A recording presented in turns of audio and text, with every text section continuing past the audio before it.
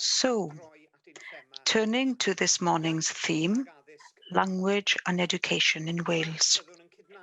Here we'll acknowledge that language is a powerful tool and ask, how can Wales, in developing a new curriculum, benefit from the political and cultural advantages of bilingualism?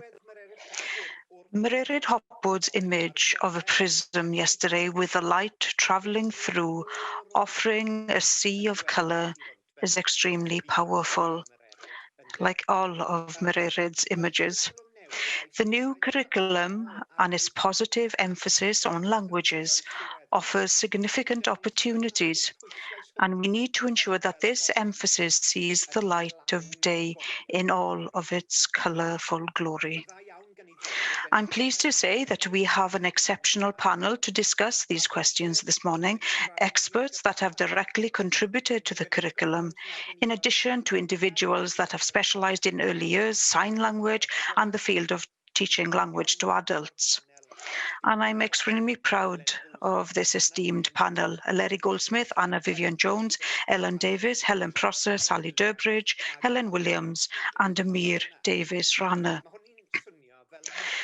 That sounds almost like an army rather than a panel, but every panelist have been directed to speak for up to 7 minutes, and I have been asked to bring any presentations that goes beyond that in a positive manner, to ask them to come or to bring their presentations to a close.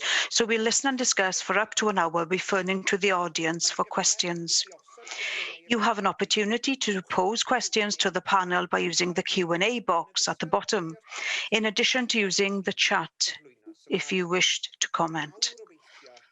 I very much hope that we will be able to hold a lively discussion, and I will also be turning to questions in order for you to ask. Please also remember to tweet about the symposium using the hashtag #TrwyBrismIaith. We will therefore begin with Elan Goldsmith, who is the head of curriculum development with Welsh Government. Elan led the group which developed the AOLE, Language, Literacy and Communication, a curriculum for Wales on behalf of Welsh Government. And before joining the Welsh Government Education Directorate just over a decade ago, Elan was a teacher and head of department. She's therefore a very qualified person to begin our discussions today. A warm welcome, Elan. Thank you. So I have been asked to speak about the curriculum for Wales. Following a review of the Professor Graham Donaldson with regards to curriculum and assessment in Wales, the journey of reforming the curriculum quite seriously in 2015 with the document Successful Futures. I have been part of that process for some 4 years now. And the Curriculum for Wales framework that was published in January of this year is a testament to the hard work of many people, including practitioners from all sectors, Estyn, the regional consortia, and other experts from Wales and beyond. The intention is to change the education system in Wales from a narrow focus system that is steered by performance to one which focuses on the learners and led by purposes. In addition to an assessment and evaluation system, we have a wider agenda for reforming education in Wales, and also includes fairness, well-being, teaching and leadership. The Curriculum for Wales guidelines and the framework which the schools will use to develop their own curriculum for teaching and learning from 2022. The 4 purposes are the starting point and the aspiration. The aim being is to support every learner to be ambitious and able, to be ambitious and creative, to be principled and knowledgeable, and to be healthy and confident. And one of the attributes of being able is to communicate effectively in English and Welsh. Another characteristic that defines the framework is the emphasis of pupil progress. The curriculum guidelines describe progress principles for the whole curriculum and also for the 6 AOLEs. These principles talk about how learners make progress in their learning, which then leads to realizing the 4 purposes. This will be incorporated in a statutory body when the bill comes to light. And so progress has to be an integral part of the teaching and the learning and at the root of planning the curriculum in every school in Wales. Learning descriptors are also included in HOLE, giving points of reference for progress during the learning journey from the ages of 3 to 16.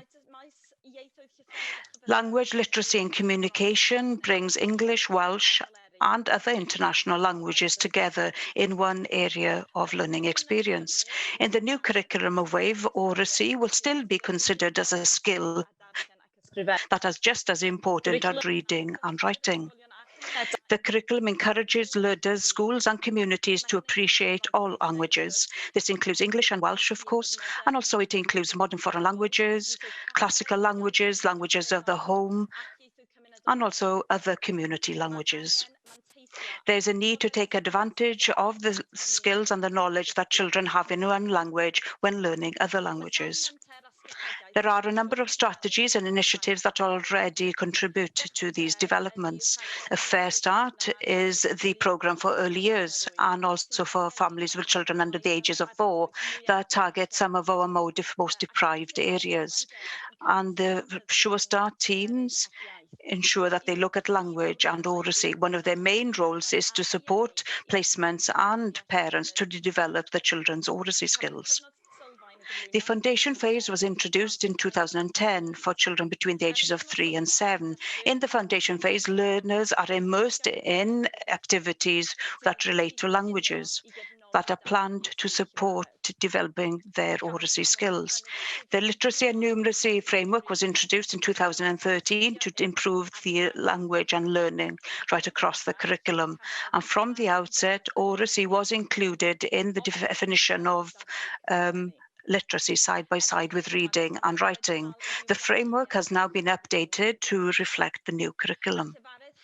Oracy has also been included in the current study programs. Normally, every learner in the last year in Key Stage 2 and 3 will be assessed through teacher assessment. In English, it is equal with regards to writing, reading and oracy. And in Welsh, oracy is 30%, writing 30%. In GCSE, current GCSE Welsh, oracy counts for 30%, and in the English in Wales, it's 20%. The aim of the strategy 2050 strategy is to have 1 million Welsh speakers. This will ask for an increase in the numbers who receive Welsh medium and bilingual education.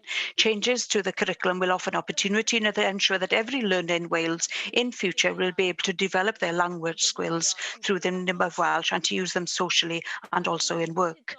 There's a statutory requirement for local authorities to prepare a Welsh in education strategic plan to show how they can improve Welsh medium education in their areas. New regulations are being created for plans which from 2022 will be asking how will we ensure more opportunities for pupils to use Welsh in different contexts within school. The Language Charter was introduced as part of a national programme by Welsh Government in 2016. The aim of the Charter is to increase the informal use of Welsh, to nurture positive attitudes towards the Welsh language and to inspire them to use them in all aspects of their life. This year's pandemic has clearly shown the importance of health and well-being. It's essential for people to learn, and children and young people, if they don't feel comfortable and safe, then they will not learn. Communication and health and well-being go hand in hand. Effective communication enables us to express ourselves, to be open to other people's points of view, and to nurture healthy relationships.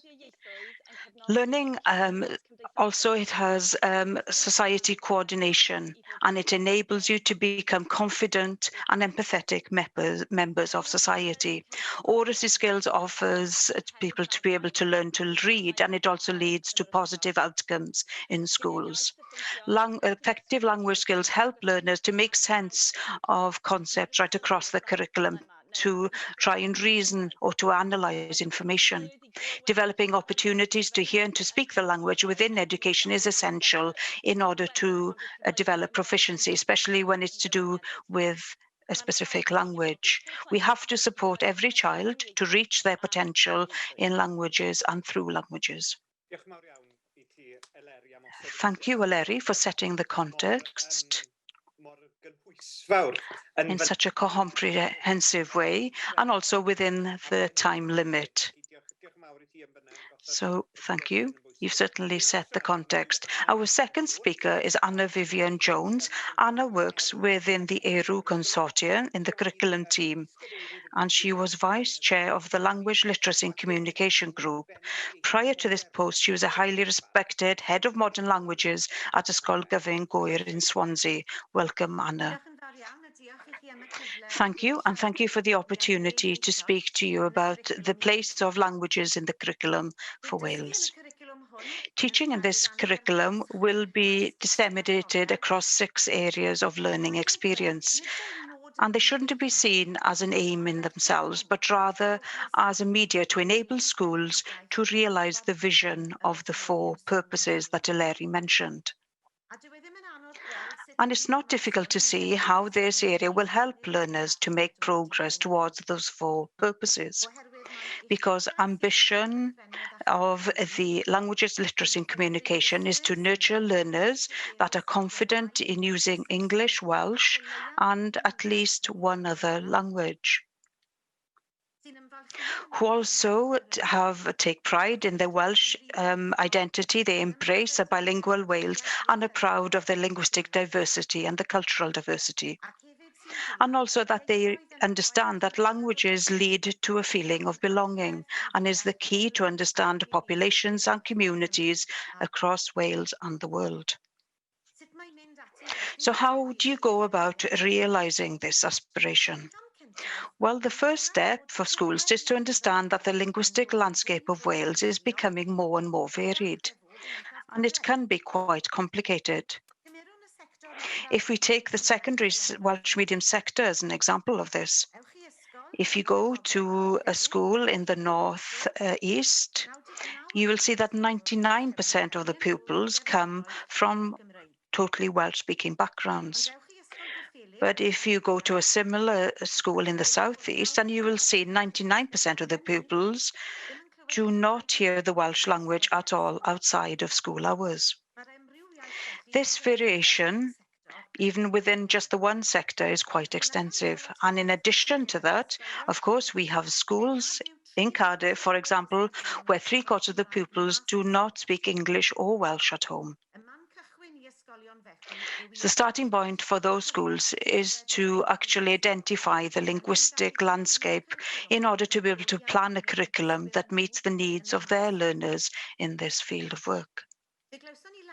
We heard quite a lot yesterday about new ways of thinking about learning and teaching languages, and languages literacy and communication invites us to adopt a new attitude. And I am now going to talk about some 5 elements. Firstly, whilst languages up until now have tended to be taught as separate disciplines, the curriculum for Wales brings languages together.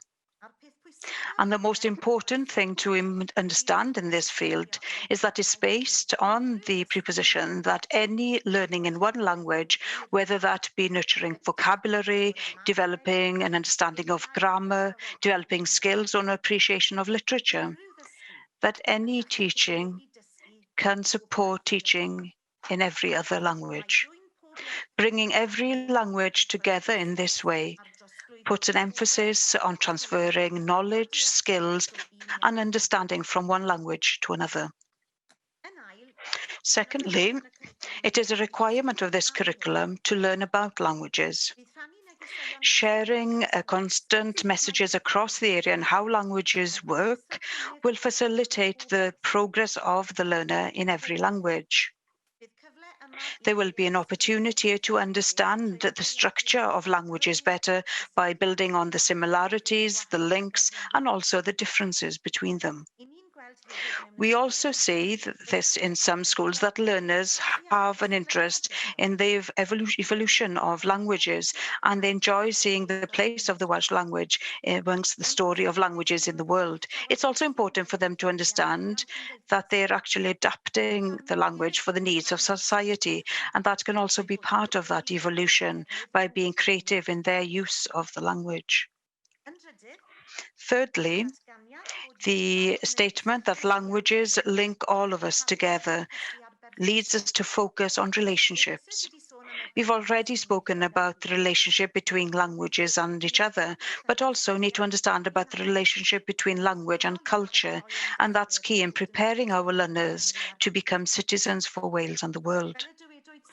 As was mentioned a number of times yesterday, there will be an opportunity to reflect on their relationship with languages, will lead learners to develop a positive image of themselves as users of those languages. One boy in year 9 did state in a school last week, "I don't speak any languages, but I am learning Spanish in school, and I'm pretty good at Welsh." Wouldn't it be wonderful if he, through this curriculum, could take pride in his varied relationship with these 3 languages, and he could say, "Right, I speak 3 languages, firstly English, then Welsh, then Spanish." Fourthly, even though a number of primary schools are already introducing a 3rd language, it will now become a requirement for learners to show progress in an international language in the primary sector. Schools will have to give consideration to which language they will choose and why. We also have to remember that there's not just adding a 3rd language, but adding another language into a bilingual context. And so, beginning with what the learner understands about languages already will be key. And lastly, new skills will appear in this curriculum. As language teachers, we are familiar with the normal language of reading, listening, reading, writing, and speaking. But what about the skill of negotiating between 2 languages? Well, the skills of bridging between languages, mediation, and translanguaging appears in this AOLE.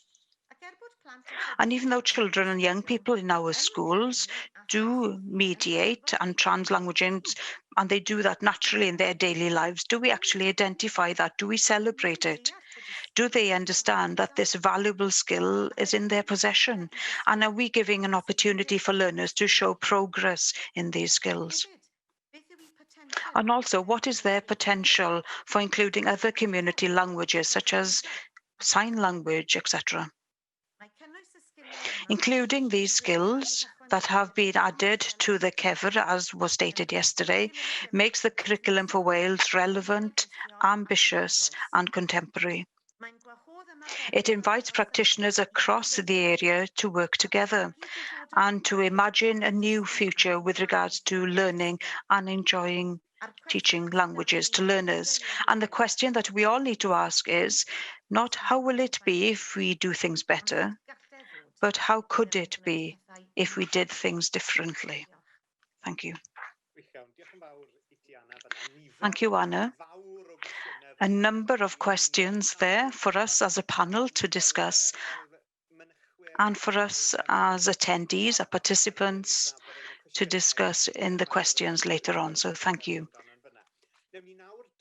We'll now turn to our 3rd speaker, Elan Davis. Elan now teaches English at Ysgol Gyfun Llangefni. She's a leader in the area of languages, literacy and communication for the GWE Consortia and has co-led the pioneers in this area with Larry Goldsmith. And we've already heard from her. She represents literacy, English and bilingualism in this area of learning experience and former head of Ysgol Dyffryn Conwy Llanrwst. Welcome, Elan.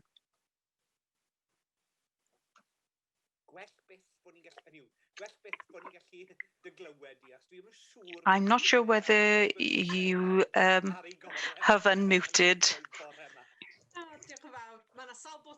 Thank you. There are a number of buttons that I have to press. It's a pleasure to be able to say a few words and to add and to build on what Anna's just presented for languages, literacy and communication, AOLE. Anna has spoken quite a lot about the concept and what is important, that languages link us together. And also, she's mentioned the 4 purposes and the importance of linguistics in developing the context of languages literacy and in a multilingual context and developing a relationship with languages. I'd like to focus on the remainder of the statements and what's important in this area, and I'll refer to English specifically. In reforming this area, we had to look at the experiences and the expertise of our pioneers who were working in this area and those who inspired us. And that meant that we had to prove and consider and see all of the different contexts with regards to Welsh and English and bilingualism across Wales.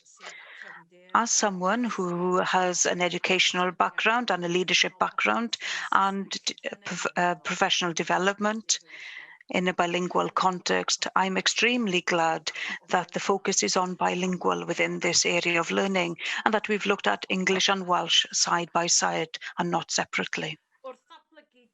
In developing 2 of the concepts with regards to what's important, we considered them as the way of the dualism, the links between listening and reading and the links between speaking and writing. The bread and butter of communication in languages and literacy, and also across the curriculum. There's an important connection between this area of learning and also actually using these transferable skills in order to meet the 4 purposes in English and Welsh. In researching 2 different curriculum in other countries, the CEFR was very influential. And rather than looking at oracy, writing and reading, that gave us an opportunity to strengthen the focus on listening and speaking, which is extremely important, and to consider the 4 linguistic elements and also the different links between them. That meant that we have developed a link between understanding and receiving information in order to interpret that information, and also between listening and reading, and also the communication and communicating that orally and in writing. And here are the 2 statements of what's important when it comes to understanding languages and expressing ourselves through languages. We were eager to think about these statements being held as some sort of a coach, as an embrace in these 2 statements about what's important, that languages are linked to one another and literature inspires the mind and inspires creativity. They are not separate statements, but statements that link skills and experiences within and through languages. The situation of the Welsh language and English will be different dependent on the linguistic landscape and the context of the placement and the individual learner within those places. It's important that we use this AOLE to respond to the needs and the aspirations of the young people in those communities and to aim high. There is a challenge there, and the language continuum has been considered in order to respond to the challenge and to ensure the depth with regards to these different learning contexts. There was an opportunity to consider English and Welsh within one area of LE rather than looking at them separately, and to teach those different linguistic contexts right across the country was quite a unique element of this work. English is the norm. We can think about discussing culture and linguistics in Wales, and there was an opportunity to actually have an effect by listening and by inheriting information about Welsh and also other international languages. We've benefited from considering Welsh in that context rather than in its own linguistic kingdom, and I think that's a strength. We had an opportunity as we go to design a curriculum to be able to do that in the classroom. There is a challenge as we change our mindset and ensure collaboration within and across the linguistic disciplines in one area of learning, and communication and developing a vision together will be a key as we move forward to planning and realising a curriculum for our schools. We have a special place in our hearts for the force concept, so what's important in this field of work. We were inspired by this on a number of different occasions by the pioneers and the experts who motivated us. And when we considered creativity and literature, one motivation, of course, was when we look at Welsh literature. That's what inspired our minds and awoke the dragon in all of us, and ensuring that we gave an important and prominent place. Not just is this important as a concept, but also as an inspiration to develop skills of the trainees when it comes to reading, writing, listening, and that every learner has a right to that. Creating that, making sure that creativity is an important part is something that's extremely important to us. There has been a tendency, especially recently, as learners become older, to focus, especially in the English, on the analytical and the evaluation, and to miss those opportunities to develop creativity. When we were creating this MCAN, we also did some research with the national literacy about the effect of reading for pleasure, and also when it comes to the well-being elements of writing. I am glad of the work that the pioneers have done. We all went on a journey, researching into what's important, and there's certainly fire in the bellies of all of us when it comes to looking after the future of our children and young people, and how that led us to see what's important in this area of learning. Thank you. A number of interesting and powerful and exciting comments there with regards to how this area of learning is developing. We'll now turn to our fourth speaker. Sally Durbridge manages services for those with sensory impairments for Carmarthenshire County Council. Prior to this post, she worked as a teacher for the hard of hearing on behalf of Carmarthenshire. She is former chair of BATOD, the British Association of Teachers of the Deaf, and a member of the Wales NDCS Advisory Committee, chairing its Education and Training Committee. Warm welcome, Sally. Diolch. Well, bore da pawb. Good morning, everybody.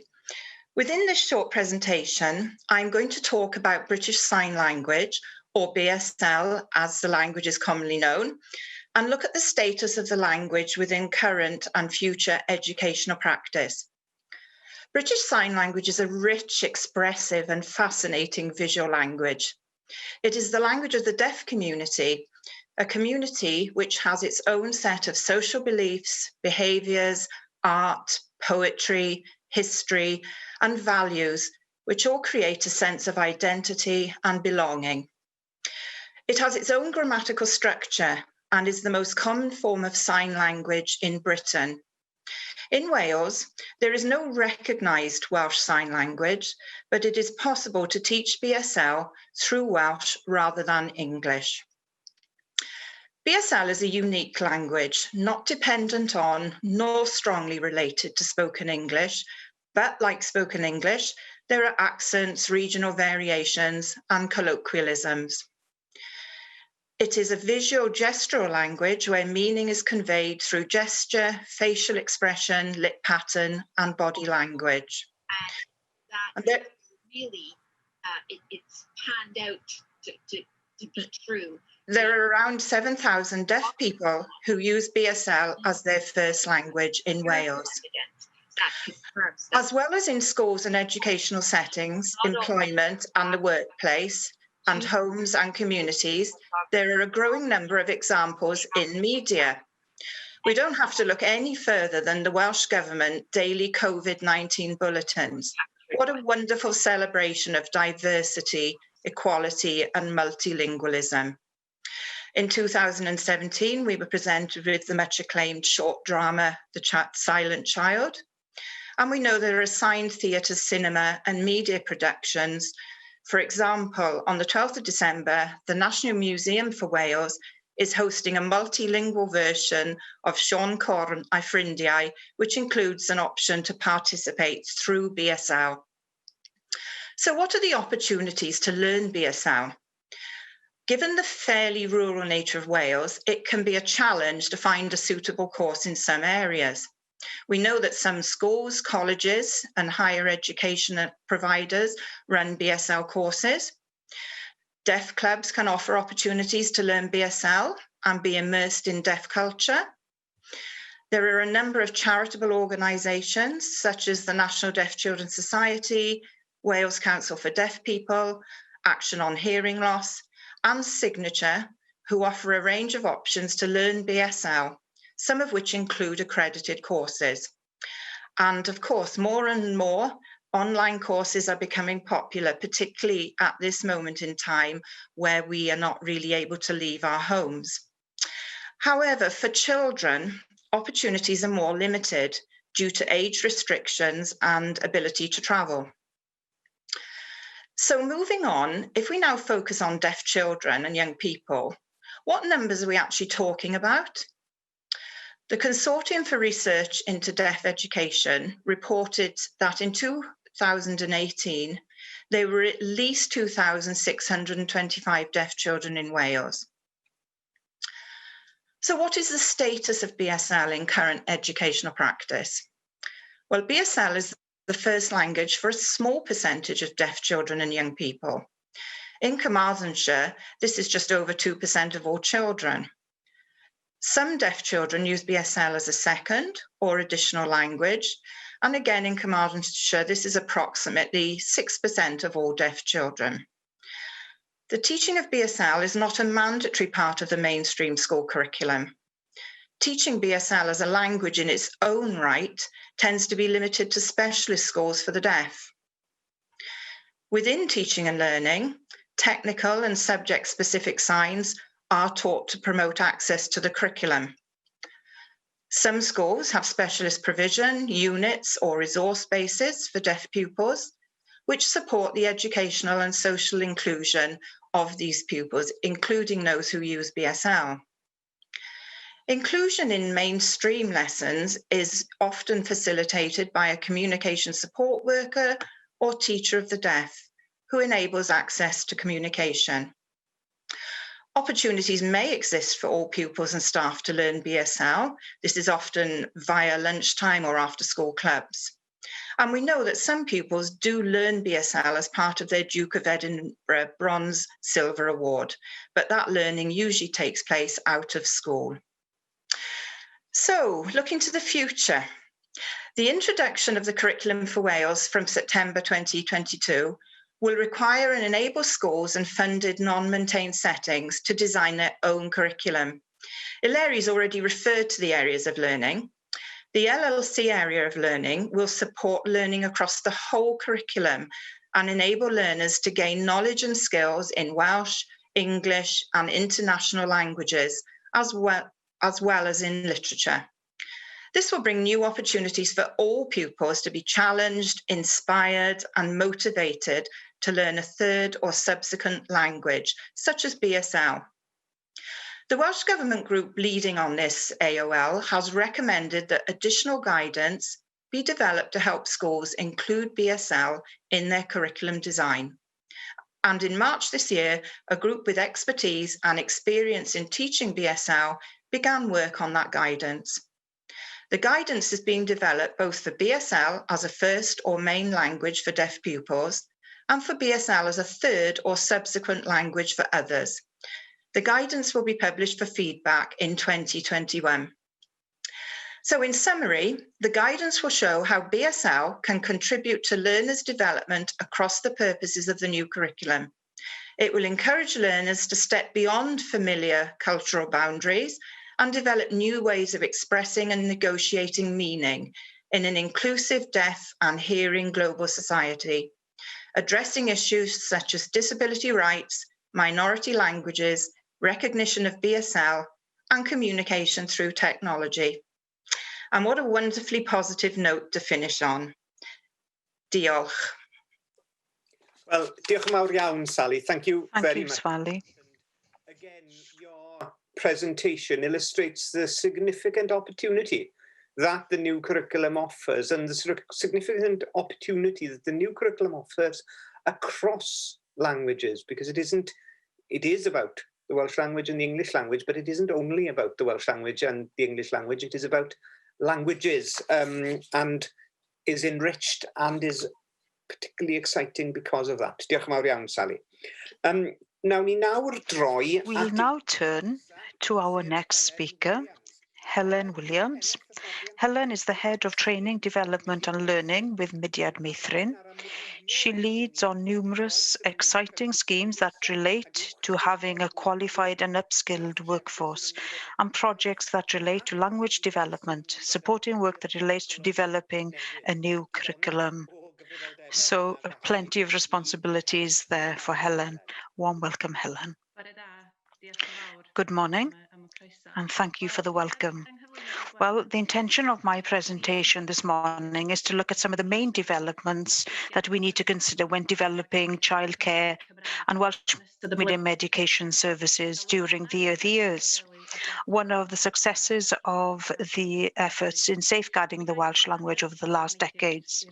The contribution of the Mudiad Meithrin can be considered as a way of measuring the developments, as the Mudiad is the main agent in the work of facilitating, supporting and providing care and education opportunities in the early years through the medium of Welsh.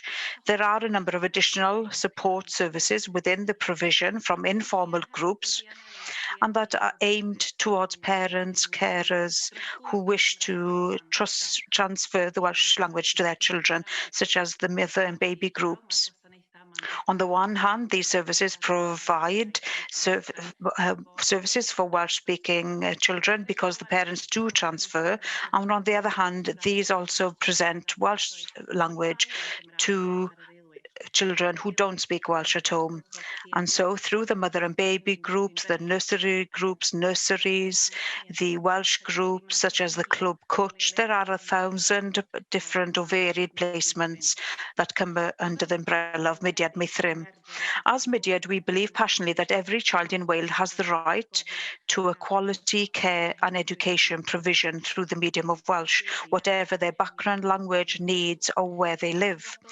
It's therefore essential that we work with parents across Wales to support their choice of Welsh medium education for their children, and that we train a workforce that can work confidently in Welsh.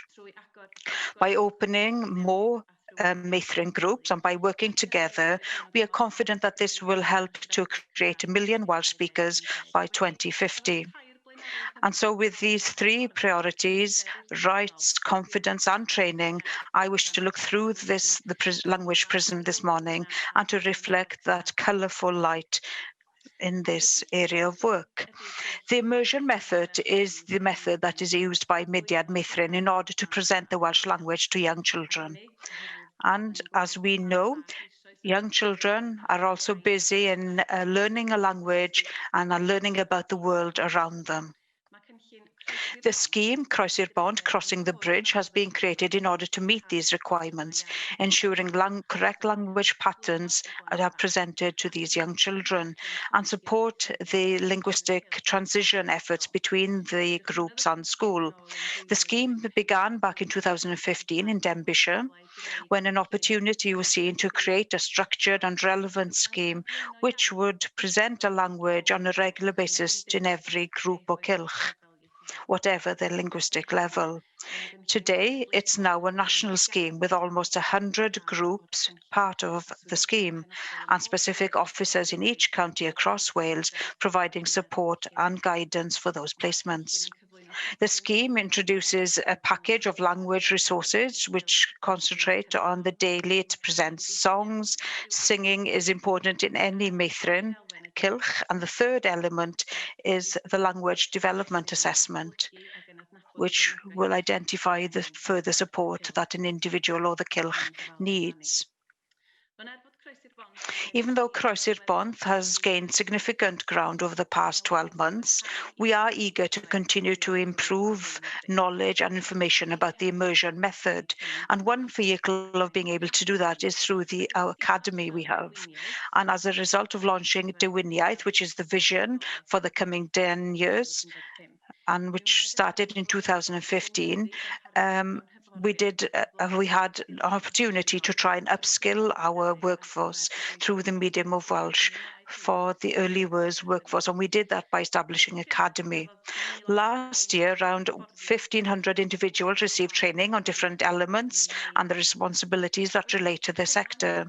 And so the aim of the academy is to provide improve skills amongst the workforce, and also there's a linguistic element that relates to the work, because the mission of the Mudiad Meithrin is that every child should have access to care and education provision through the medium of Welsh, and shouldn't the same be true of the adults as well?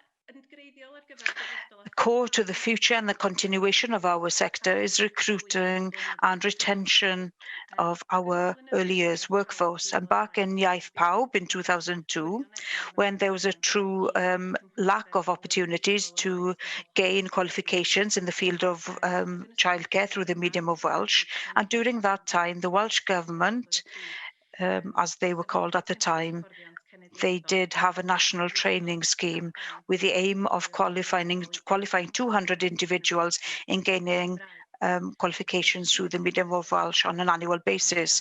Mudiad won that tender under the brand Cam wrth Cam, and this led to drafting and unique resources which were new and that were validated by standardized validation bodies.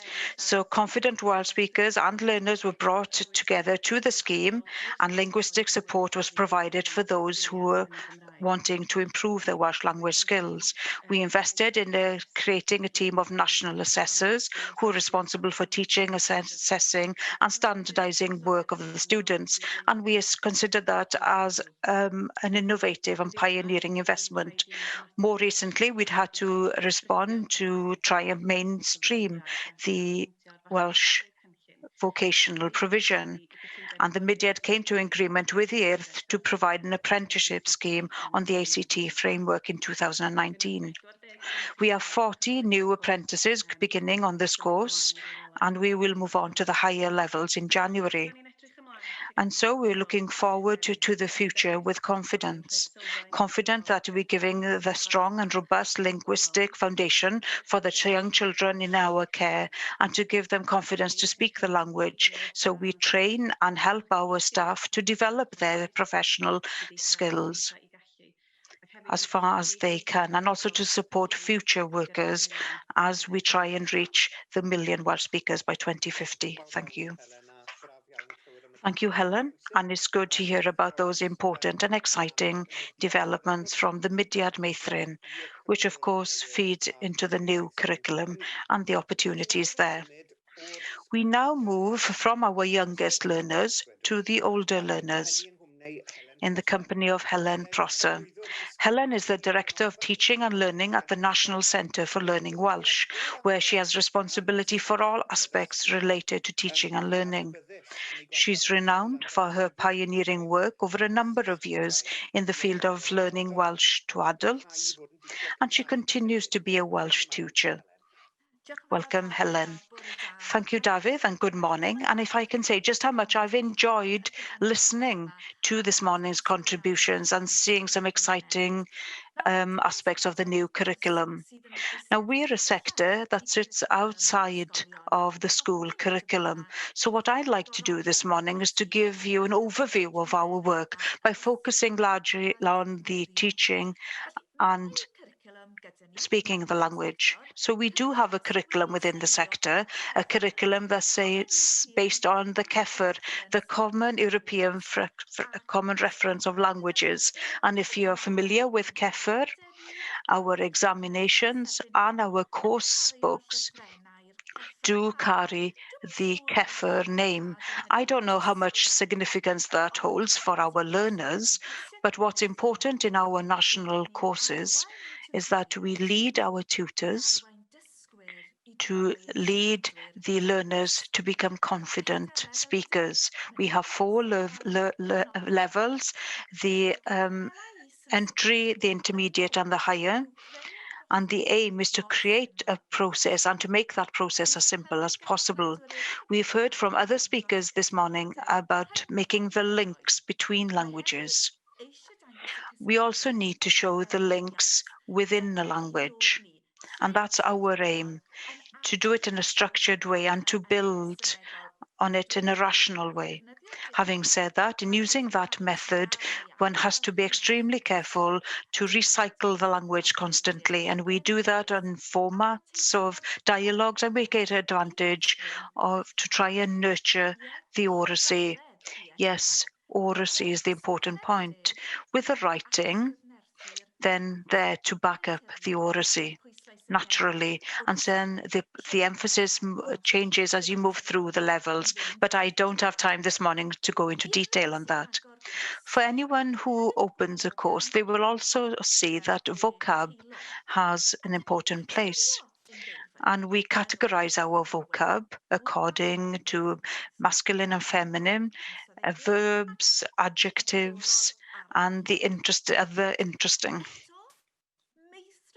Yet, nurturing an awareness of language for those people who want to know about them and who will benefit from knowing about them without having a method that will be detrimental to anything else. And perhaps a question in becoming more fluent, and as those basic patterns, then perhaps vocabs becomes more important than learning difficult patterns of sentences and getting every mutation in place, because vocab is probably the key to the literature that we heard Elan talking about, as well as music, programming, dramas, etc. So up until last September, the choice which our learners had was how many hours they would wish to spend in a class. Unfortunately, again, the majority still opted for the 2 hours a week. Our aim in the National Centre for Learning Welsh is to increase the number of contact hours. And as a result of the pandemic, one piece of work that was in hand, but has probably moved 5 years in a period of 5 months, is our blended courses, where every learner now has a choice to do 25% of the work online, and then to meet in a virtual class with a tutor and fellow learners. And here I'd like to pay tribute actually to any tutors, Welsh tutors who are listening this morning, who overnight changed from being tutors who were teaching in a class, teaching face-to-face 100% of the time, to holding 100% of virtual classes. So we had a seamless service right the way through the pandemic. So our sector has changed forever. From now on, there will be an opportunity to learn virtually or blended, or to return to a class. There will be a choice. Personally, even though how much I enjoy the challenge of teaching online, I am a 3D. I prefer 3D teaching and learning. I'm looking forward to returning to that. And one of the reasons for it is the importance of using the language.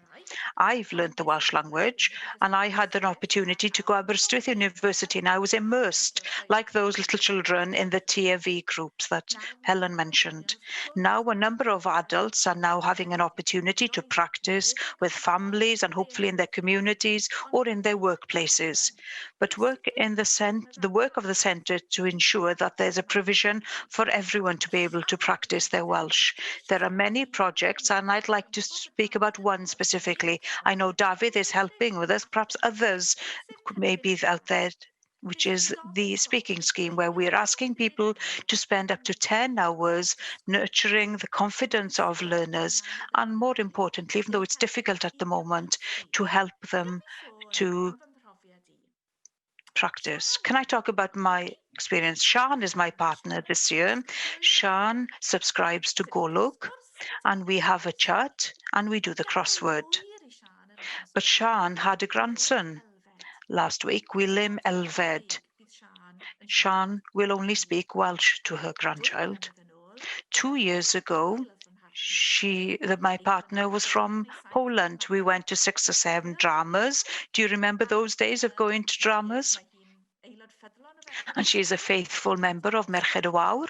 But in April of next year, she will begin an MA in Welsh in Swansea University. And I do know that she has a scholarly contribution to make. Why am I sharing these stories with you? Because I think it shows the potential for change. Of course, the future of our nation is down to young people and the language, but we mustn't forget the importance of adults. Adults very often are our influencers in society, and they are the nurturers and the formers of policy, and they are able to learn a language in a relatively short period of time. Of course, we in the centre can't provide those opportunities alone. We are totally dependent on partners in order to create appropriate opportunities. The word appropriate is intentional. Learners don't need bilingualism, but they need to hear the Welsh language that's understandable to them. And if I can talk about one other project that works, we work hand in hand with the Books Council Wales to have a series of books that are graduated. That means that we can create and have content, and we can include that in our resources. That has led to significant sale of books. Working with partners, providing for learners whilst at the same time strengthening the foundations of the Welsh language. What do learners think? 97% last year said that they enjoyed the Welsh language. More importantly, they agree that they are learning Welsh effectively. But you can always improve. We want more learners turning to become more Welsh speakers, and more importantly, to use the Welsh language. And I'd like to finish on a positive note.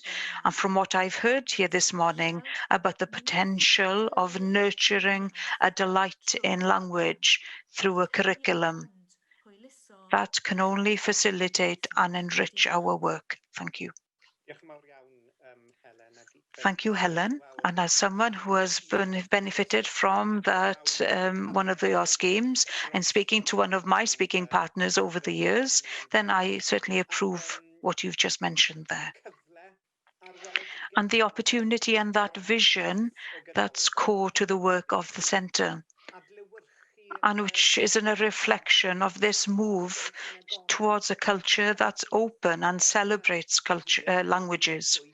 And I think that's come through each and every one of the conversations, that opportunity to celebrate languages and the exciting opportunities which will come as a result of the new curriculum to promote languages and the Welsh language as well, of course. But how do you promote and market that opportunity to create that million Welsh speakers? Not just a million Welsh speakers who understand Welsh, but a million speakers who actually use it on a daily basis. Someone who is doing this currently is Elan Davis. Amir is a radio and TV presenter, and he's well known, and he now leads a project, #1million, that promotes the Welsh language in schools. A warm welcome, Amir.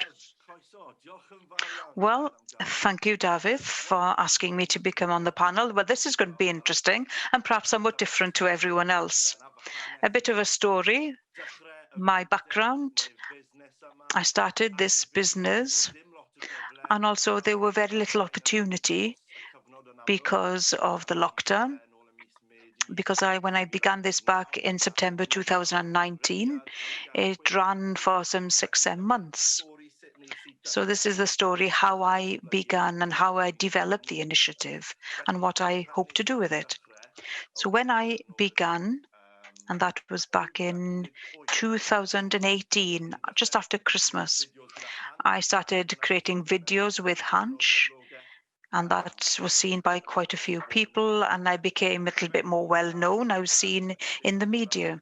And then the Welsh Society in Pembrokeshire came to me and offered me an opportunity to present in a language fair in Pembrokeshire in Caerhilyn School for a period of 6 days. And when I had that offer on Facebook over Christmas, I thought, this is a bit different. Shall I take it on? Shall I do it? And I wasn't really sure whether that was the best opportunity for me to take. Anyway, I like to be busy. So I took that gig on and I went down to a school in Pembrokeshire for 6 days, 5 days in succession, and then the following Monday. And we did 1,400 pupils in 6, 7 schools in the Pembrokeshire area, some Welsh schools, some English medium schools. And I presented in the language fair, and I held sessions and workshops on vlogging, just telling people how to plan and how to vlog. And we did that for some 6 days, and it was a pleasure to do, to say the least. It opened doors for me to go to more schools to put that offer in. And I then did a couple more schools over the summer, only 4, I think. I went to a school in Gwent, Gwent College.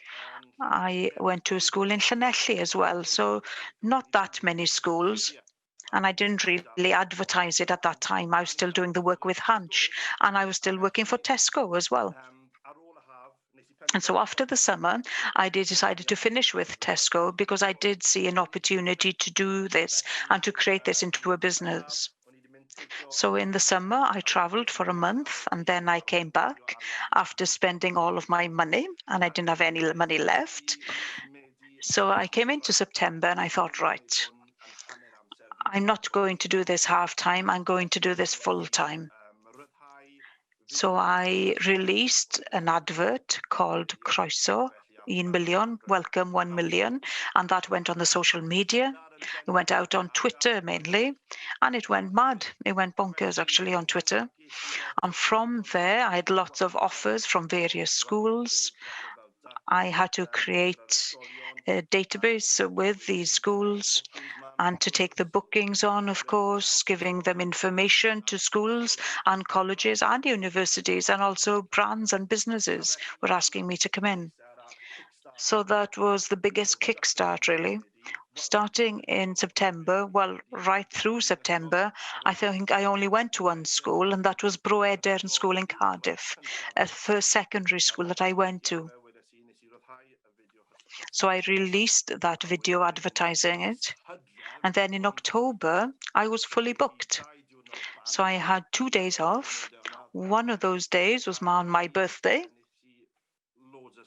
So I did loads of schools. I went to Ysgol Gwyr, and that's already been mentioned. I then also went to Aberystwyth University as well. So I was really busy doing that, and that went on then into November, a little bit as well in December. And then in the new year, that was an opportunity to advertise it even more, and also through the work that I do. So that also fits in quite well. And so in March, I did a tour around North Wales, went up to the Gogs to see you. And I went to 8 schools in a week. And I came back home and I was ready to have a little bit of time off. And then the lockdown came. So that did cause some frustration. And yet I've been really busy throughout the year and trying to get into pulling things together. I've worked with so many business brands, for example, the Mudiad Meithrin, which has already been mentioned in this session. So I'm now looking forward when I'm able to return and to work on this initiative to try and hold events within secondary schools rather than just giving presentations and activities.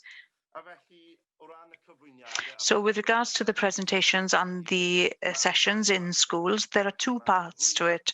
So the introduction, their presentation, that lasts about an hour to an hour and a half. We do things such as personal work, what I've done, video samples, watching things that I've done in the past. We also do a cool quiz. We do interesting facts about the language. So what we've been doing, we've been trying to make it cool to get the attention of children and young people, because there's no point going into schools if you're just talking about culture and history and language. It's nice to do a cool quiz and interesting facts, because children do learn if you do it, give it to them in an interesting way. And then moving on to activities, how to vlog. So in these sessions, we'd have tutorials step by step. I train them how to create a vlog and how they can aim towards doing something on Hunch, for example, or Don't Show on S4C, because there are lots of opportunities out there to create vlogs, but also to earn a little bit of money by doing it. So that makes them totally bonkers. It shows them a lot of interest once they hear they can make money out of it. So the challenges that I've gone through is advertising the work, especially with the work that I do with the presenting work. I would give leaflets out. When I began, I'd ring up the schools. That can be quite difficult because you're also having to go into the school, but also I use the work that I do outside of school to get more, and it works well together. So that's the story of #1 million. And hopefully, looking forward, when I'm able to return to schools, I don't think that will happen until March, possibly. I've thought about doing Zoom sessions such as this, but I just love going into schools. So I'll wait for that. And as I mentioned, I am now beginning to prepare. I've bought lots of different materials. I've bought a van in order to put all of the materials in. So I'm looking forward to return to the schools, and that's it from me. Great, thank you, Amir. I think your presentation and everyone else's presentations shows the level of energy and excitement from educators who are excited and want to teach people in different ways and different methods. And I know about your quiz. There are lots of interesting facts about history and culture and language, but they are presented in an attractive way for our learners and young people. So we're really creating that interest. So excellent. We'll now turn and to give an audience an opportunity to have a voice and to ask some questions. And some questions are beginning to come in, but can I encourage everyone to give their comments or questions in the chat or Q&A, and then we'll have an opportunity to speak to the panel. I have a question here in front of me, but first I think we'll turn, if I may, to Mairead Hopwood, one of the motivators of this conference, if not the motivator, and I'll turn to her question. Is Mairead online? Is she here? I'd prefer if you read your own question. Is Mairead here? It's a bit like a seance, really, isn't it? Are you coming via a prism? A colourful prism, I'm sure, knowing Mairead. Thank you all. I've certainly enjoyed this session enormously, and I've learned so much. And I'd love to know about Amir's quiz, but I'm too frightened to ask what the questions are. But what I wanted to ask, how much opportunity will there now be for people who represent what's described as different sectors, adults, the younger children, Welsh medium schools, etc., and schools who may not be Welsh media and modern foreign languages? What is the opportunity to come together? Because that's one of the excellent things when we were preparing the curriculum. We created a group who could come together, and hopefully that will not be lost, because there are so many things that we can learn from one another. Sally's work, Helen's work, the two Helens. Will this work continue? Is there any mention of that continuing? Thank you, Mairead. I'm not sure who wishes to try and answer that question. Possibly someone from the consortia, or a Larry is the most appropriate, perhaps. My There are plans currently in hand to establish, perhaps a network isn't the correct term to use, but opportunities for these conversations to take place at all levels, across the curriculum and also for specific elements as well. Obviously, the plans have changed due to the current situation that we've experienced this year, and it is an opportunity to include more people rather than your traditional networks with a number of people sitting in a room to represent, but we can now include more people in the conversations as we've done this morning. So more information will come soon with regards to how that will work. Excellent, thank you, Valeri. Would anyone else like to add anything? I think the answer is quite reasonable. Anna, do you want to say a few words?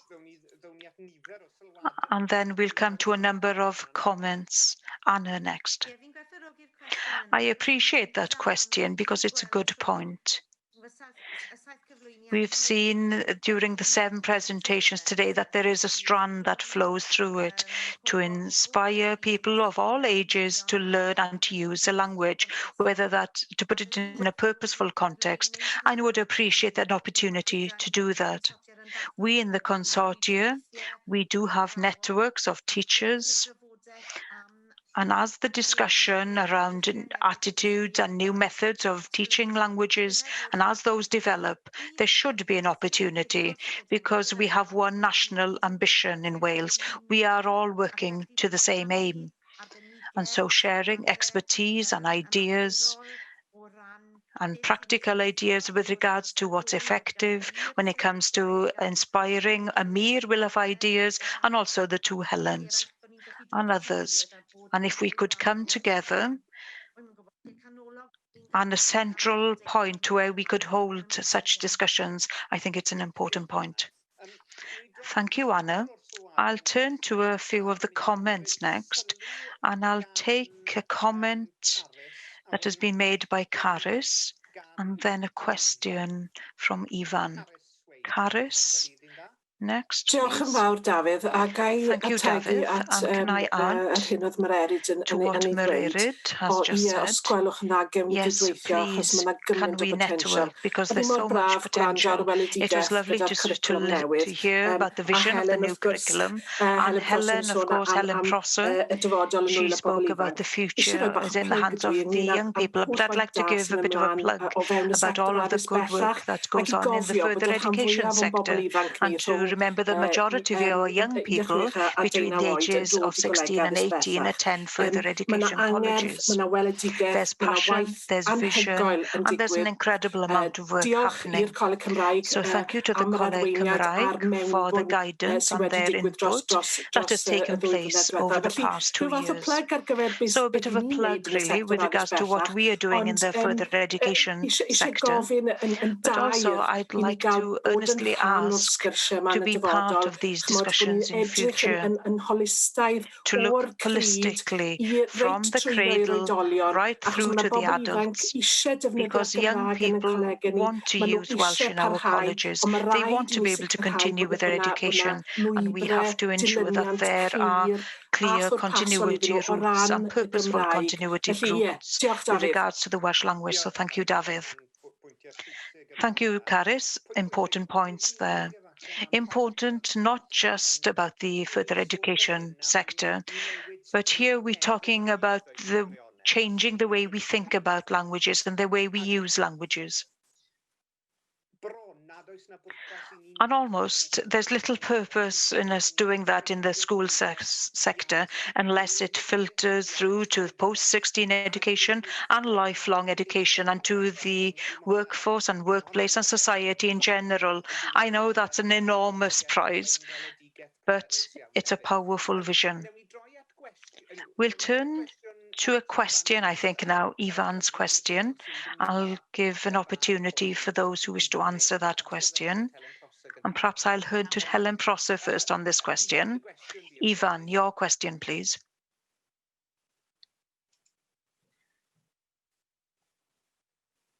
Good morning. Hopefully you can hear me. Sorry, I'd forgotten to press the mute.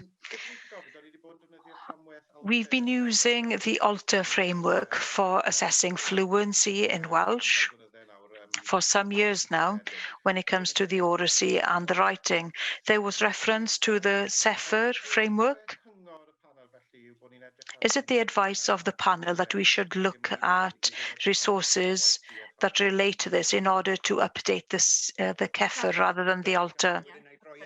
Perhaps I'll turn to Helen first, and to those other people who may understand the difference between these. If Dr. Elan Davis were here, I'd turn to him to answer because he's the expert in Alter. But no, Ivan, the Sefer gives an overview, and Alter used the Sefer as well in order to appoint there. So the WJAC are members of Alter, but the letters that they use are the same in Alter as they are in the Sefer. So to every purpose, they are using the same framework. Anyone else wishing to comment on Alter and Sefer? I think Helen's answer was clear and comprehensive. We have an interesting question here coming from an anonymous, but it's a very good question, and I'll ask it in the question it's been asked. Presentations. So teaching Welsh and English together means doing both subjects in the same classroom in the same time slot question. Can you explain how it will work in practice? An interesting and challenging question there. I suspect we'll turn to some of our colleagues who've been working on the AOLE to offer some comments on that and open it up to anyone else who might like to do so. Might like to also answer. Who wants to start? Elan, Anna? Anna. Yes, I think this is a misconception from the messages that have been given out about the curriculum. It's more about there would be no expectation for an English teacher to teach Welsh, or for a Welsh teacher to teach French, or for a Spanish teacher to teach another language. What we're looking for is a common approach, that language teachers across an area have important discussions about what they want their learners to learn about languages, and that they select that learning and then decide where is best for that learning to take place, where is it best for that learning to be transferred to another language and developed further so that the learning becomes increasingly more sophisticated. So we're talking more about adopting a common approach and giving learners the same messages about languages. And I think that without realizing it in the past, we've actually, by giving different messages about the way to learn languages, we've actually put obstacles in the way of language learning for learners. And this is an opportunity for discussions about what's important in this area to happen across all languages. Thank you, Anna. I'll probably turn to Elan maybe to offer a few comments on that. I think it does in a way reflect some of the challenges here.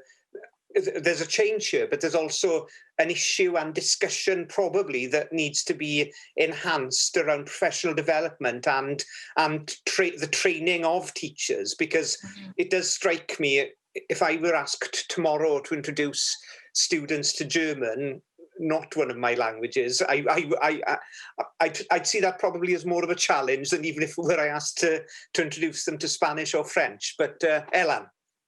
Yes, it's part of the challenge for professionals working together to discuss their own approaches. I know as an area where we have disciplines from modern foreign languages, as it's taught at the minute, from Welsh and from English and from different school contexts, primary, secondary, looking at Welsh in all its different contexts, that it's about that discussion and having a common vision and working together to think about what's important for the learners in the context of their own schools and old classrooms. And there will be a different balancing act in terms of languages, but it's an opportunity really to talk about how languages are taught and to take from the best practices within and across schools and settings. I know in our own experience in Dyffryn Conwy, one of the most important discussions we had was with our primary schools who taught both languages, Welsh and English, and embraced looking at a third language as well with their students, and were very passionate about the benefits of looking at languages together and building on that bilingualism and helping learners develop an enjoyment and an enthusiasm for languages that built on the bread and butter of what they could do in Welsh and in English. And I think it's phenomenal, but I think there's a real power and a real passion to be got from thinking about languages together, not directly teaching them at the same time in the same classroom, but building that dialogue and planning together. That's going to be really important. Diolch, Helen. Maybe I could bring Sally in there to reflect on some of her experiences of teaching in a classroom where maybe from what you've described, you've been teaching BSL and English in a classroom setting, and how that has emerged. Yeah. In terms of my own experiences, I mean, I'll hold my hand up and say I'm not a particularly proficient user of BSL. However, I do have basic understanding and ability to use it. I guess my perspective is more in being involved in that aspect within the role that I do. And it can be a real challenge where you've got one or more languages which are sort of working alongside each other. But I mean, you know, we very much, I go back to looking at sort of bilingualism within the home, and the fact that children and young people are actually able to sort of move in and out of different languages, and it can work. It can work well in educational settings. And of course, we do have those children who actually use what we would call sign bilingualism, where they are partly using BSL and partly using English, or indeed Welsh. So I think it's about being really well planned and really thinking about what you want your outcomes to be, and being positive about it.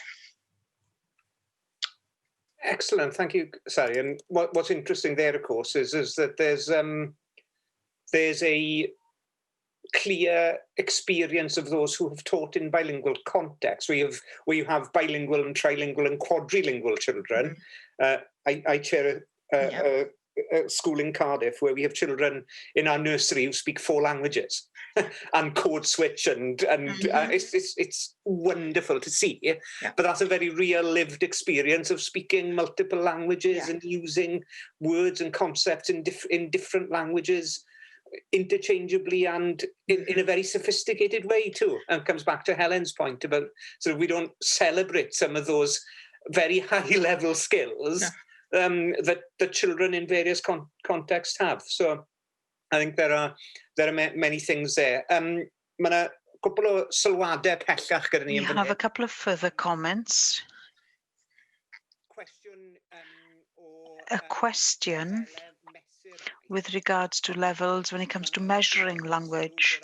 There's a comment that there's a need to look at measuring language, but in order to increase the use, isn't just being able to speak the language the important point, because proficiency in English isn't measured in the same way. And I think that's true. And then there are questions about how we can create that energy in order to support people, but also to acknowledge that developing skills. And that's why we have experts such as those that we have on today's panel. There is one specific comment from Gwenllian Bainon, and perhaps this is a request for you, Amir. Please find a way to do things in schools. And I'm concerned that young people are losing out on creative things, especially as well as the linguistic. The time in school is very short. And we're also seeing that, and there are discussions, aren't there, about extending the school time and doing imaginative and creating things around the school day. And that's also an opportunity. And then there's a question here from Wyn Thomas. And perhaps if I can turn to Wyn Thomas to ask the question about the history of the Welsh language. Wyn, are you here?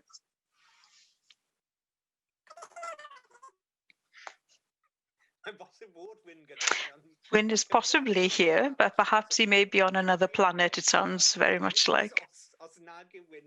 And if Wyn doesn't come down, I will have to ask the question. Wyn, are you here? No, it doesn't appear that we're able to hear Wyn. So his question, how much of a help would it be to teach the history of the Welsh language in the new curriculum to support the efforts of the organisations that have contributed to the conversation today? Where do we place the history of the Welsh language as part of our discussions? And perhaps I'll begin with you, Amir, because you are there presenting in schools, or you have been presenting in schools and hoping to do far more of that in the near future.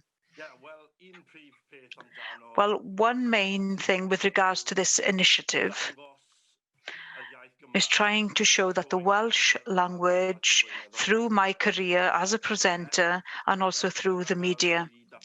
And that's how I've developed a way of getting their attention, because that's the important thing. As I've already spoken, you have to get the attention of the children. It's like turning something to be fashionable. For example, Hanch does a really good job of doing that, just getting people's attention and getting the attention of different audiences to watch their content.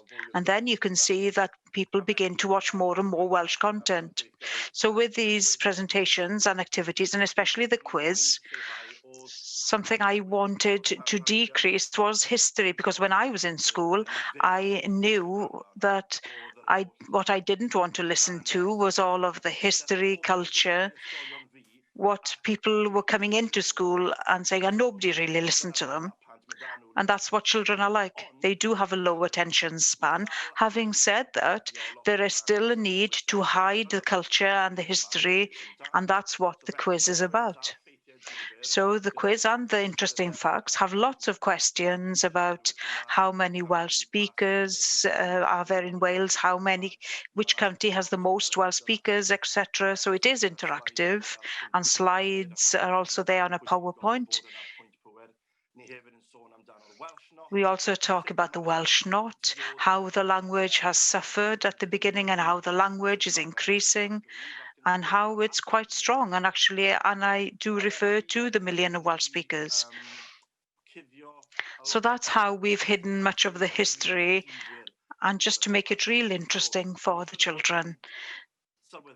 So they probably don't realize that they're learning that much about culture and history and everything else about the language, but they are.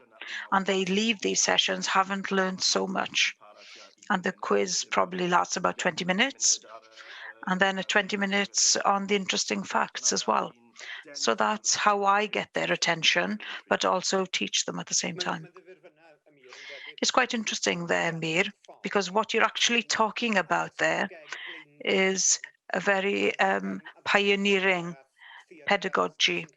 So it's the theory that's actually reflected in so you do it as a natural part of your initiative, but the sort of vision that you're talking about is there in the curriculum, developing skills. So we need experience. So I think there's quite a lot of excitement in all of this. Can I thank you all for your comments and your questions? They have been purposeful and interesting, and thank you to each of the panelists. There are loads of ideas here, lots of opportunities and challenges. And perhaps the difficult question for the panelists in finishing, during this next period, with all of these opportunities and challenges, what one thing will you choose to prioritise? As a closing comment, which will bring us to the end of the session. And I think, Helen Williams, I'll turn to you first, as we haven't had a question directly for you. So I'll turn to you. So what, in all of this excitement, in all of these opportunity, in this extremely exciting time, what will be, or what should be the priority be? It's a big question. There are a number of different layers to this, and it's been such an interesting discussion for us as a Mudiad. As I mentioned in my presentation, we have three main priorities that I refer to. And of those, and perhaps they combine with my role with the Mudiad, we have a priority to continue to work with parents across Wales to support them to choose Welsh medium education. And our role within the new curriculum, I think, is essential, especially in supporting a sector that very often isn't maintained. And we do contribute to workshops, and we do influence the work that has an effect on the development of the curriculum, and ensure that that is sustained. Of course, training our workforce to be able to work through the medium of Welsh should continue to be one of the main priorities. So there may be two there. Yes, I think you may be, yes, but the priority obviously there would be the training. We'll go through then according to the order that we began. So Eleri, your main priority? So an appreciation of all languages in our schools and communities, and ensuring progress with regards to that teaching in order for these children to be able to learn languages and to be able to learn through the medium of those languages. I think that's probably two as well. Anna? I'm going to try and keep to one.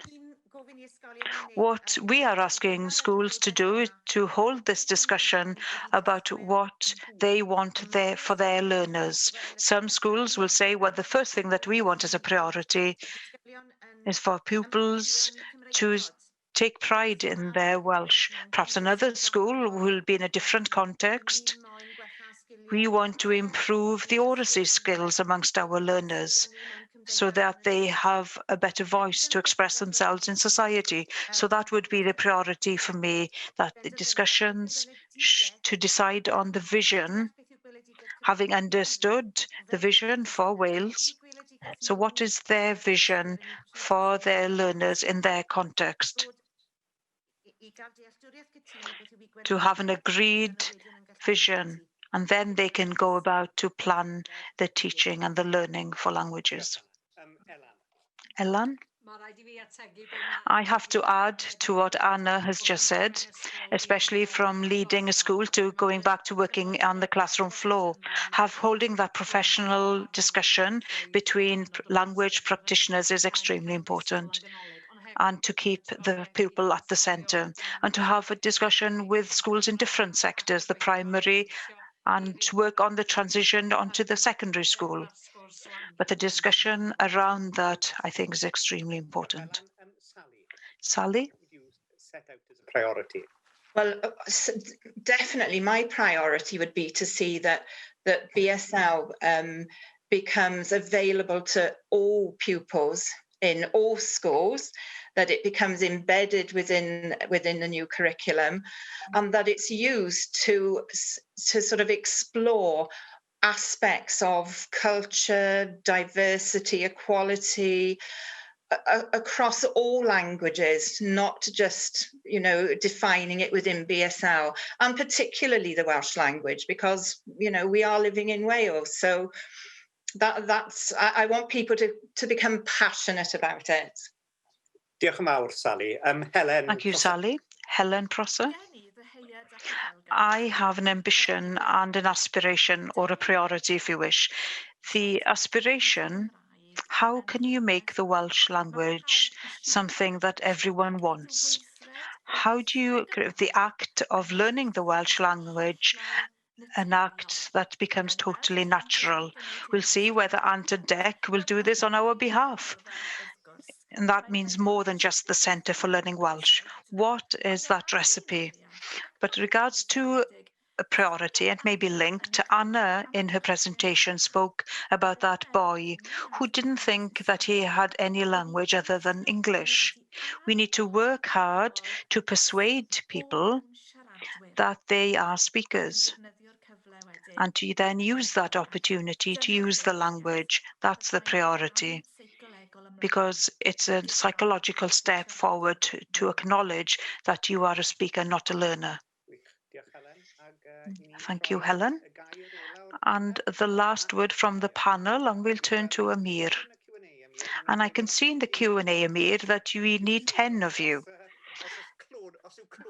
So I don't know whether cloning is possible as a priority, but over to you, Amir. What would you give as your priority? Well, my priority would to order more of me to do the job. No, but one of the main things that I think is to work together, collaboration, because that's how we can get to the million Welsh speakers, to work together, not to work against one another and working in different ways, but to work together. And to answer how do we get people's attention? Just to make the Welsh language cool. It's as simple as that, to get people's attention, and then we can move on from there. And one of the main things that I focus on, not just people who speak Welsh, but also to focus on learners, those who only speak English, the learners. We need you all. It's part of the 1 million. Thank you, Amir. Your comments and Helen's comments are experiences that I've had recently of meetings where people say, oh, no, I don't speak Welsh. And then I greet them in Welsh, and then they respond in English, but it's obvious that they are Welsh speakers. And nurturing that confidence, I think, is extremely important. A number of important points have been made there. We need vision, we need training, we need discussion. We need to celebrate. We need to celebrate the Welsh language, and we need to celebrate our languages in its various and in its richness. We need to work together to collaborate, and we need to move towards where learning the Welsh language and learning languages is something completely natural, that is welcomed. So thank you. I've been inspired by this morning's panel. Thank you to each and every one of you, Eleri, Anna, Ellen, Helen, Sally, Helen, and Amir.